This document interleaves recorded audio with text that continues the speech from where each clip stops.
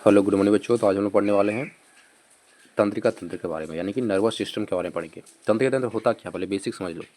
जैसे कोई भी चीज़ हम लोग को चोट लगा या कुछ भी चीज़ें हुई बॉडी के अंदर, कोई भी सेंसेशन होता है, तो तंत्रिका तंत्र के माध्यम से ही क्या होता है, हमारे दिमाग के पास आता है। दिमाग को कैसे पता चलता है कि हमको चोट लग गया है, चाहे कोई चीज़ हमको गर्म छू लिया, ठंडा छू लिया, ये सब कौन खेल करता है, तंत्रिका तंत्र करता है। तो उसी के बारे में डिटेल से पढ़ेंगे, ठीक है। ऑनलाइन सारे होंगे, ध्यान से देखिएगा। क्या बोल रहा है, मानव शरीर की प्रवृत्ति क्रिया यानी कि रिफ्लेक्टिव एक्शंस का नियंत्रण केंद्र कहाँ स्थित है, तो मेडुला ऑब्लिंगेटा में प्रेजेंट होता है। मेडुला ऑब्लिंगेटा क्या है, ये ब्रेन या मस्तिष्क का पार्ट है कि नहीं। तो मानव शरीर की प्रतिवर्ती क्रिया यानी कि रिफ्लेक्टिव एक्शंस का नियंत्रण केंद्र कहाँ होता है, तो मेडुला ऑब्लिंगेटा में होता है। हृदय की धड़कन गति किसके द्वारा बढ़ती है, हृदय की धड़कन किसके द्वारा बढ़ती है, तो अनुकंपी तंत्रिका के द्वारा। अनुकंपी तंत्रिका जो होता है ये हृदय की धड़कन की क्या करता है, बढ़ा देता है। नेक्स्ट, प्रेरक कौशल यानी कि मोटर स्किल मस्तिष्क के कौन से भाग के साथ संबंधित है, तो प्रेरक कौशल जो है, जो मोटर स्किल होता है, ललाट वाले भाग यानी कि फ्रंटल लोब से रिलेटेड है। मस्तिष्क किस भाग से रिलेटेड है, तो फ्रंटल लोब यानी कि ललाट वाला भाग, उसी से क्या है ये संबंधित हमारा प्रेरक कौशल यानी मोटर स्किल।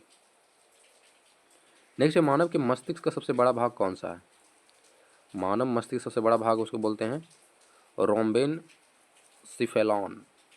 रोम्बेन सिफेलॉन बोला जाता है, मस्तिष्क सबसे बड़ा भाग को बोलते हैं रोम्बेन सिफेलॉन बोला जाता है।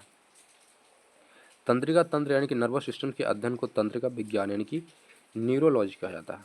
न्यूरोलॉजी किसको बोलेंगे, तंत्रिका तंत्र यानी कि नर्वस सिस्टम के अध्ययन को यहाँ बोलेंगे न्यूरोलॉजी बोला जाता है।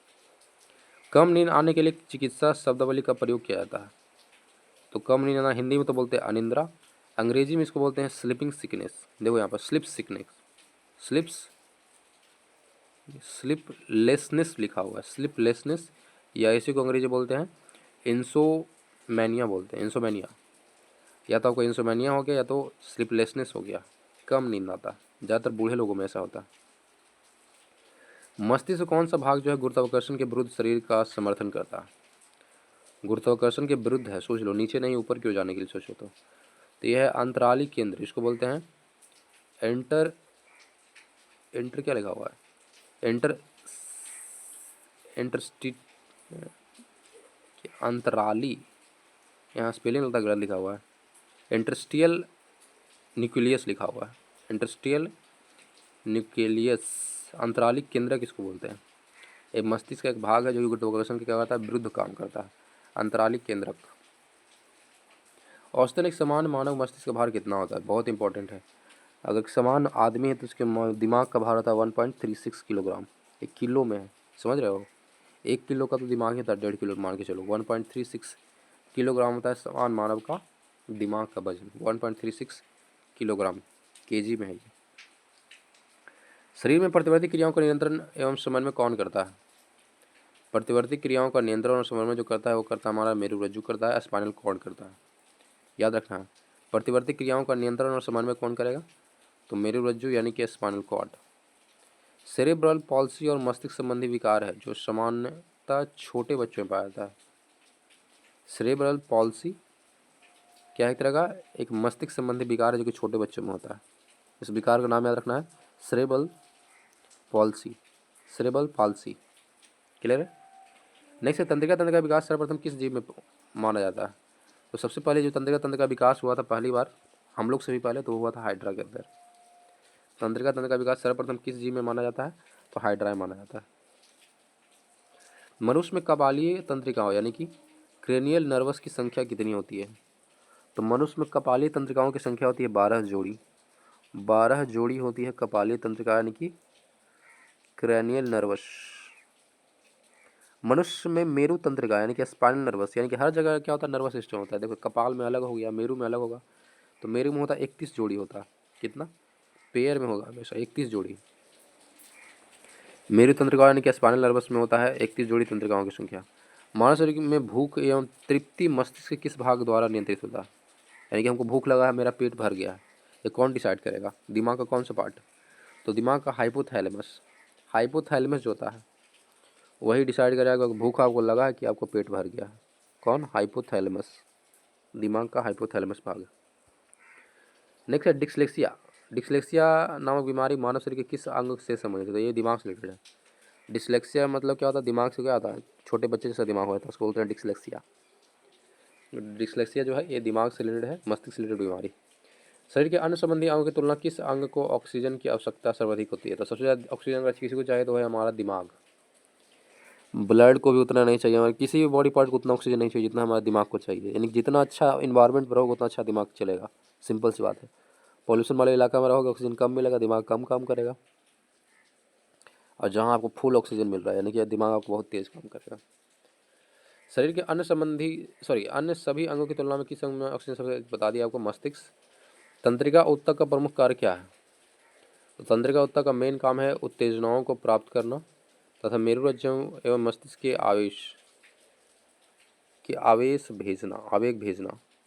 यानी कि तंत्रिका ऊतक का मेन ही काम ये है कि अगर कहीं पे चोट लगा, कुछ भी हुआ, उत्तेजना वगैरह हुई, कुछ भी हुए, तो इस इन्फॉर्मेशन को लेना है, उसको मेरुरज्जु और मस्तिष्क के पास क्या करना है? पहुंचा देना।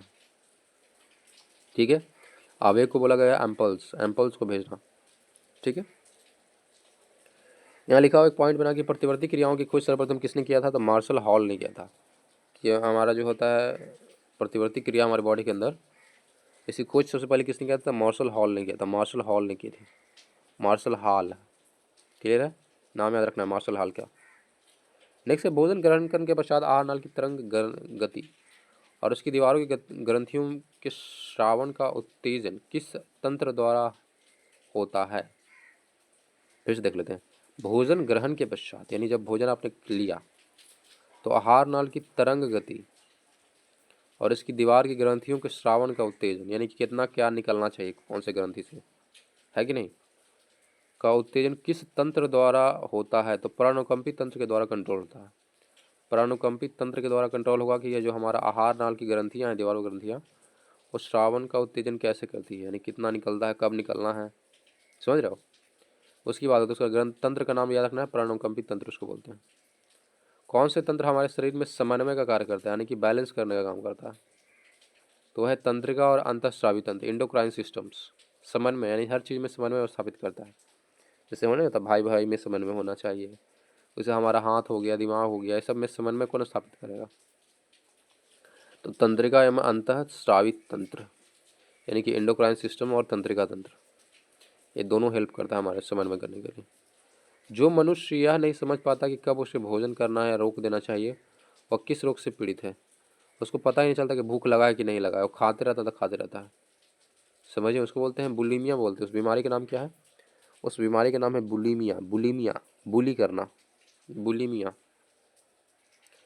नेक्स्ट है जैविक घड़ी के बारे में। इसको बोलते हैं बायोलॉजिकल क्लॉक। जिससे हमारा दिमाग है हमारा सेट है, अपने आप रात होता है नींद आने लगता है। क्यों? क्योंकि हमारे अंदर जैविक घड़ी पाया जाता है। सुबह उठते ही नींद टूट जाता है। क्यों?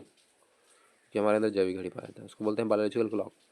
हमारा शरीर किस अंग में स्थित होता है? जिसको हाइपोथैलेमस में होता है। कहाँ? तो हाइपोथैलेमस से प्रेजेंट होता है हमारा क्या? Biological clock. भूख लगना लगना ये भी कहाँ? हाइपोथैलेमस ग्रंथि में ही था, अभी पढ़ा था हमने। नेक्स्ट है एपिथैलेमस के बारे में। एपिथैलेमस किन ग्रंथियों से निर्मित होता है? तो पिलियन ग्रंथि और हेबन्यूला के माध्यम से क्या होता है? एपिथैलेमस का निर्माण होता है। पीनियल ग्रंथि और हेबन्यूला, हेबन्यूला के माध्यम से क्या होता है? एपिथैलेमस ग्रंथि का निर्माण होता है। मानव शरीर का कौन सा भाग जो है अल्जाइमर रोग से प्रभावित होता है? अल्जाइमर होता है तो दिमाग में होता है, वही है, ध्यान रखना। अल्जाइमर बीमारी जो होगा वो क्या होगा? किसी को कहाँ होता है? तो दिमाग में होता है अल्जाइमर। मांसपेशियों के रेशों में आवेग संचरण के लिए किस पदार्थ की आवश्यकता होती है? मांसपेशियों के रेशों में आवेग संचरण, जो मांसपेशी है उसमें भी तो इन्फॉर्मेशन ट्रैवल करेगा, है कि नहीं? आवेग संचरण होगा तो उसके लिए ज़्यादा इंपॉर्टेंट क्या है? सोडियम होना चाहिए। आपकी बॉडी के अंदर सोडियम रहेगा तो ही आपके मांसपेशियों के अंदर क्या होगा? आवेग का संचरण होगा। तो सोडियम बहुत ज़्यादा इंपॉर्टेंट है आपके बॉडी के लिए। मनुष्य का मस्तिष्क कितने भागों में विभाजित है? तो हमारा दिमाग 3 पार्ट में डिवाइड है। एक है सेरेब्रम, दूसरा है सेरेबेलम, तीसरा है ब्रेन स्टेम। सेरेब्रम, सेरेबेलम और ब्रेन स्टेम। न्यूरॉन का बाहर निकला हुआ लंबा भाग क्या कहलाता है? तो न्यूरॉन का बाहर निकला हुआ लंबा भाग को बोलते हैं तंत्रिका अक्ष, एक्सॉन बोला जाता है उसको। लंबा निकला हुआ भाग को बोलते हैं तंत्रिका तंत्र का। आपने फिगर भी देखा होगा तो उसको याद कीजिए। सबसे लंबा वाला पार्ट होता है पूछ जैसा, उसको बोलते हैं तंत्रिका अक्ष यानी कि एक्सॉन बोलता है। तंत्रिका कोशिकाओं के तंत्रिकाक्ष के चारों ओर किस पदार्थ का आवरण पाया जाता है? तो उसको मेलिन नामक एक पदार्थ होता है, उसका क्या होता है? लेयर होता है, मेलिन का आवरण होता है हमारा तंत्रिकाक्ष कोशिका, यानी कि एक्सॉन के ऊपर क्या होता है? मेलिन पदार्थ का क्या होता है? आवरण होता है। सुई चुभाने पर किस अंग में पीड़ा का अनुभव नहीं होगा? तो दिमाग में। दिमाग में आप अगर सुई चुभाओगे तो दर्द नहीं होगा, फील ही नहीं होगा कुछ हुआ कि नहीं हुआ, समझ रहे हो? तो क्योंकि दिमाग के अंदर तंत्रिका तंत्र नहीं पाया जाता, ये ध्यान रखना, तब तो उसको पता चल ही जाता। देखो सुई चुभाने पे क्या होता है? किस अंग में पीड़ा नहीं होता? तो मस्तिष्क के अंदर नहीं पीड़ा होता। मानव के जन्म के पश्चात किस अंग में कोशिका विभाजन नहीं होता? तो तंत्रिका कोशिकाओं में कोशिका विभाजन नहीं होता, बाकी सारी चीज़ों में कोशिका विभाजन होना शुरू हो जाता है, लेकिन तंत्रिका कोशिकाओं में कोशिका विभाजन नहीं होता। क्लियर है? नेक्स्ट है चिकित्सा उपकरण, इसका उपयोग कहाँ कहाँ करते हैं? सीटी स्कैन किस लिए इस्तेमाल करते हैं? तो शरीर के असामान्यता के लिए हम लोग क्या करते हैं? सीटी स्कैन करते हैं कि बॉडी में कोई असामान्यता तो नहीं है, तो शरीर में असमानता के लिए हम लोग करते हैं सीटी स्कैन। इलेक्ट्रोकार्डियोग्राफ किस लिए करते हैं? तो ये हृदय के विकार का पता लगाने के लिए। हृदय सिंपली क्या है? हार्ट के लिए है। इलेक्ट्रोकार्डियोग्राफ, जहाँ भी कार्डियो आ जाएगा समझ लेना कि हृदय से रिलेटेड है। इलेक्ट्रोकार्डियोग्राफ जो है हमारे शरीर के विकार पता लगाने को पता है, ये क्या है? तो हृदय का विकार, शरीर का नहीं, हृदय का। नेक्स्ट है ऑटो एनालाइजर। ऑटो एनालाइजर काम करता है जैव रासायनिक तत्वों की खोज जांच करने के लिए, अगर बॉडी के अंदर कौन कौन सा रासायनिक तत्व प्रेजेंट है या नहीं है, या किस चीज़ की कमी है, उसको बोलते हैं ऑटो एनालाइजर। नेक्स्ट है पेसमेकर। पेसमेकर जो है हृदय की गति को नियंत्रित करने के लिए इंपॉर्टेंट है। जब किसी व्यक्ति का हृदय ठीक से काम नहीं करता, उसके अंदर क्या करते हैं? पेसमेकर लगाते हैं। तो पेसमेकर क्या करता है? हृदय की गति को नियंत्रित करता है। मानव शरीर कौन सा भाग जो है वृद्धि, स्मृति और तर्क का केंद्र होता है? मानव मस्तिष्क कौन सा जो भाग है वृद्धि, स्मृति और तर्क, यानी दिमाग कहाँ ज़्यादा लगाते हो? तो सेरिब्रम में होता है। जब कैलकुलेशन वगैरह जो कर रहे हैं सेरिब्रम के माध्यम से कर रहे हो, तर्क लगा रहे हो, पढ़ रहे हो, लिख रहे हो, सब इसी के माध्यम से हो रहा है। तो सेरिब्रम याद रखना है। मस्तिष्क कौन सा भाग जब वृद्धि, स्मृति और तर्क का केंद्र है, तो उसका नाम है सेरिब्रम। दो तंत्रिका कोशिकाओं के मिलन को क्या कहते हैं? तो उसको बोलते हैं सिनेप्स बोलते हैं। जब दो तंत्रिका तंत्र आपस में मिलते हैं तो उसको क्या बोलते हैं? बीच जो पार्ट आया था उसको बोलते हैं सिनेप्स। क्लियर है? सिनेप्स बोला जाता है। नेक्स्ट पॉइंट देखते हैं। तो ये था हमारा आज का, इतना ही था, इतना ही में खत्म हो गया हमारा तंत्रिका तंत्र, नर्वस सिस्टम्स। इसको बार बार देखिएगा, रिवीजन कीजिएगा, ठीक है? तो आज के लिए इतना ही, धन्यवाद।